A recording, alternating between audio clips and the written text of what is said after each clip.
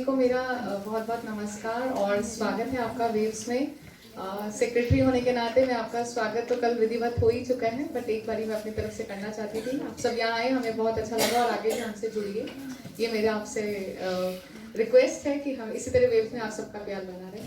जो मेरा टॉपिक है, जैसा कि आप यहाँ देख सकते हैं, being woman the honour and challenges faced by her from Vedic era to present times. इसमें मैंने बहुत जनरलाइज सा लिया है क्योंकि अभी 1.5 दिन बाद तो मेरा प्रेजेंटेशन हो रहा है, तो लगभग आप सब काफ़ी चीज़ें सुनते आए हैं। बहुत से रेफरेंसेस आपके सामने पहले ही आ चुके हैं और जैसे कि यहाँ केरला से जितने सब आए हैं उन सब ने एक एक ग्रंथ में ही स्त्री की भूमिका बताने की कोशिश की है, वो सब मैंने देखा है एब्स्ट्रैक्ट्स के दौरान। तो यहाँ मैं उन रेफरेंसेस को ना लेते हुए एक जनरलाइज थोड़ा सा लेके जो मेरा व्यू पॉइंट है वो मैं थोड़ा शेयर करना चाहती थी। आज मुझे मौका मिला बोलने का, तो इसीलिए तो इसमें जो आप अगर मेरे टॉपिक देखते हैं तो ऑनर और उसके नीचे वैदिक एरा, तो वो अपने आप से ही डिफाइंड है कि वैदिक एरा में she was having an honourable position, लेकिन प्रेजेंट टाइम में हम लोग कुछ चैलेंज फेस कर रहे हैं।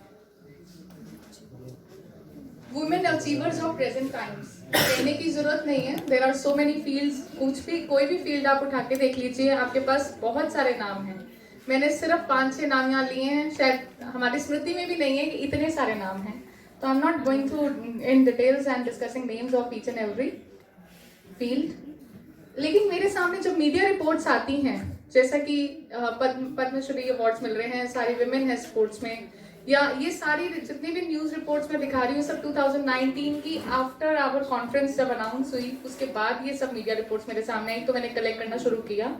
सेकेंड वन ये डीयू की रिपोर्ट है जिसमें था कि finding their own freedom and independence, तो ये एक बात आ रही है। उसके बाद फिर मेरे सामने आता है चंद्रयान 2 की न्यूज जिसके अंदर अगेन सारी विमेन साइंटिस्ट थी।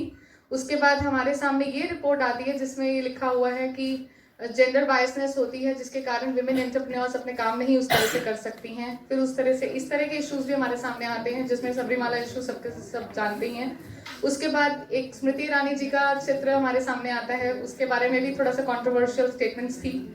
फिर हम अभी 2 दिन पहले ये न्यूज में आया जिसमें लिखा कि इंडिया की नेवी में फर्स्ट वुमेन पायलट है। और फिर उसके बाद मैं ऐसा पढ़ती हूँ जो मैंने कुछ पिछले दिनों में देखा कि अभी भी ऐसी हमारे सामने स्थिति है जिसमें कहा जाता है कि गर्ल चाइल्ड नहीं चाहते विलेजेस। तो जब ऐसी रिपोर्ट्स हम देखते हैं कहीं ना कहीं हमारा माइंड में ये आता है, क्या being woman is it a problem? क्या सच्ची हमारे मतलब हम अपने आप को एक ह्यूमन बीइंग के रूप में ना देख के एक ऑब्जेक्ट के रूप में, या पता नहीं क्या ऐसी कुछ स्थिति हमारे मन में आती है। देखिए, और हमारे सामने जो हम न्यूज़पेपर्स में देखते हैं, फिर कैंपेन्स आती हैं गवर्नमेंट की, बेटी बचाओ बेटी पढ़ाओ, इस तरह की सबला, सुकन्या समृद्धि योजना, या फिर विमेन सेंट्रिक मूवीज हमारे सामने आ रही हैं, या विमेन सेंट्रिक सॉन्ग्स हम सुन रहे हैं, या हमारे सामने आजकल की टर्म्स आती है women empowerment, girl power, feminism, ये हम टर्म्स आम यूज करते हैं। और फिर हमारे को यूनिवर्सिटीज में और इधर उधर रिजर्वेशंस, एक्सेंशंस, पता नहीं क्या क्या दिया जाता है लड़की होने या विमेन होने पर। तो मेरे ख्याल से यहाँ जितनी भी विमेन होंगी या जो भी गर्ल्स हैं, कोई भी ये चाहता नहीं है दिल से, क्या कोई चाहता है क्या हमें रिजर्वेशन मिले या कुछ मिले? Because we find we ourselves to equal to the male society, ना कि हम उनसे कम है या ज्यादा है। तो इसलिए मुझे नहीं लगता ये सब चीजें की जरूरत है। अगर हम अपने लेजेंडरी लेडीज फ्रॉम पास्ट देखें, अगर हम वेदास के एग्जाम्पल देखें, ये सब एग्जाम्पल्स अभी हम सुबह से काफी चीजें डिस्कस कर चुके हैं। हमारे सामने मैत्रेयी हैं, गार्गी हैं, उनके इतने बड़े बड़े संवाद है, फिलोसॉफिकल डिस्कशंस है, मेडिसिनल नॉलेज के ऊपर हमारे सामने, जैसे ऋग्वेद के 10वें सूक्त में इंद्राणी जी का आया है, किस तरह से उन्होंने हर्ब की बात की है। तो ये सारी चीजें जो जैसे पोएटिक कंपोजर के रूप में हम लोक मुद्रा जी को देखते हैं, और उसके अलावा भी बहुत सारे रेफरेंसेस हमारे सामने हैं जो मैं सुबह अभी बता रही थी। और इन्हीं के कारण उनको गृह पत्नी, विश्व पत्नी, सम्राज्ञी, इस तरह के शब्दों से उनको उनके बारे में संबोधन मिलता है। तो ये सब चीजें देखते हुए मुझे लगता है जब हमारा इतना अच्छा, इतना ग्लोरियस पास्ट था, इतना सब कुछ था, हमारे पास एपिक्स से भी बहुत सारे पावरफुल कैरेक्टर्स है। मैंने सिर्फ यहाँ सीता एंड द्रौपदी लिखा, लेकिन एवरीबडी नो कुंती, हर किसी का अपना अपना रोल था, हर किसी का, इवन मंदोदरी का भी रोल था। तो वो सब रोल्स होते हुए इतने डिफाइंड रोल्स थे सबके, फिर भी हमारे सामने प्रॉब्लम है। और ये रोल्स बताते हैं कि हमारे अंदर क्वालिटीज ऑलरेडी हैं जो हमें बताने की जरूरत नहीं है। Dedication, systematic approach, hard working nature, love, care, attachment, sincerity, good management. अभी कोई बात भी कर रहा था, अरे आपकी शादी हो गई, ये तो बहुत अच्छी बात है, आप घर भी देख रही होंगी, यहाँ भी देख रही होंगी, तो मैं नहीं, सारी लेडीज ये सब कर रही हैं। तो इतना मैनेजमेंट स्किल हमारे अंदर होता है, ऑलरेडी है, तो we are already empowered. We don't need any kind of empowerment अलग से। लेकिन फिर भी एक फीलिंग मन में है, इतना सब कुछ होने के बाद भी, कि we are inferior to someone. And वो समवन कौन? शायद मेल सोसाइटी, पता नहीं, हम नहीं मानते, लेकिन लोग हमें ऐसा बिलीव कराते हैं। उसका कारण क्या है, क्यों हम ऐसा फील करते हैं? Because there is gender biasness, non freedom in decision making. बहुत, अभी यहाँ भी आना है तो भी हमें पूछना पड़ेगा। ये नहीं मैं कह रही हम पूछते क्यों है, पूछना और बताना इज डिफरेंट। बट अगर ये लड़का है, वो चाबी उठाएगा, पापा मैं आ रहा हूँ, तो सब कहेंगे ओके फाइन, अब ठीक है दिल्ली है, हमें बताना पड़ेगा हम इस तरफ जा रहे हैं। लेकिन क्यों जाना है, क्या कारण है, वेव्स में क्या रोल है तुम्हारा, तुमने वहां क्या करना है वाली हो, कुछ मिलेगा नहीं मिलेगा, कितने बजे आओगी, कितने बजे नहीं आओगे, सो मेनी क्वेश्चंस। एक बार लगता है कि हाय हम 40 के हो गए, अभी भी हमें ये सब बताना पड़ेगा। तो एनीवेज, मतलब अच्छाई भी है, लेकिन इसमें कुछ कुछ ऐसा, जब हम अपने पैरेलल किसी को देखते हैं सेम लेवल की फ्रीडम या कुछ होते हुए, और फिर लगता है कि ही और शी इज एक्चुअली सेम, हमारे बराबर की क्वालिफाइड है, सब कुछ होते हुए भी, लेकिन हमें ये सब चीज़ों के अंदर हमें देखना पड़ता है। अच्छा, नॉन फ्रीडम टू वर्क, रात का टाइम आप काम नहीं करोगे, दिन में काम नहीं करोगे, 100 चीज़ें हैं। कंजर्वेटिव अप्रोच, बहुत सारे इसके उदाहरण हैं मेरे पास।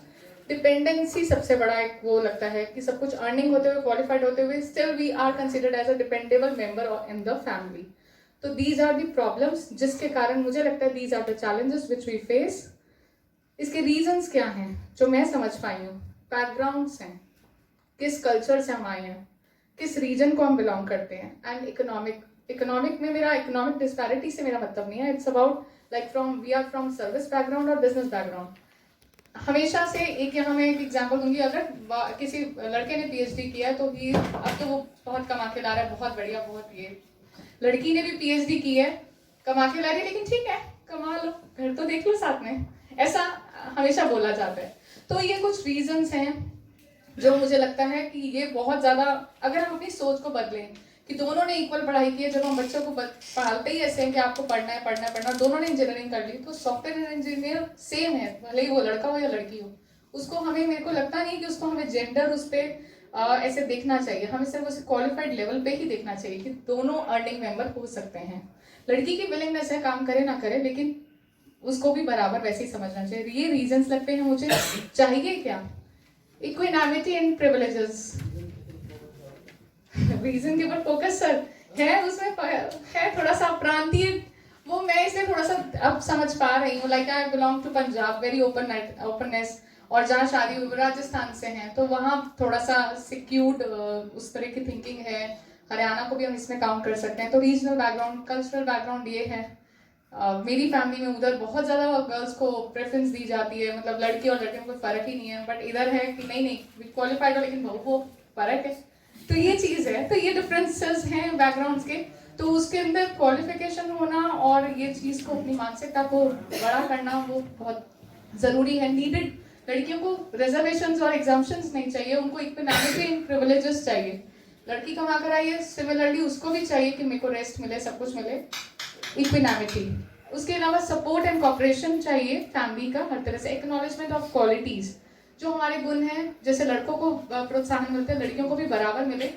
और उसके अलावा रिकॉग्निशन ऑफ एकम्प्लिशमेंट्स, हम कुछ भी अचीव कर आए हैं उसकी भी तारीफ उतनी ही हो। और इन्वॉल्वमेंट डिसीजन मेकिंग में, फैमिली इश्यूज में, पॉलिसी मेकिंग में, एवरीथिंग। कोई किसी भी हम सर्विस में भी है तो वहाँ भी इन्वॉल्वमेंट चाहिए। ये नहीं कि सीनियर डायरेक्टर हमेशा कोई पुरुष ही होगा, ऐसी कोई ज़रूरत नहीं है। और उसके अलावा फ्री विल टू एक्सप्रेस, अपनी बात को हम आराम से रख सके। उसमें ये नहीं है कि ये लड़की का विल है तो वो कहना चाह रही है तो ठीक है, लेकिन मेन तो कंसिडरेशन बॉय की तरफ से ही आएगा एज अ मेल मेंबर। तो ये सब चीज़ों को देखते हुए मुझे लगता है कि these are the, we were in at the honourable position, we are now, हम आज भी हो सकते हैं ऑनरेबल पोजिशन पे, बट इन चैलेंजेस में हमें ना ज़्यादा फंसना पड़े। तो थैंक यू वेरी मच।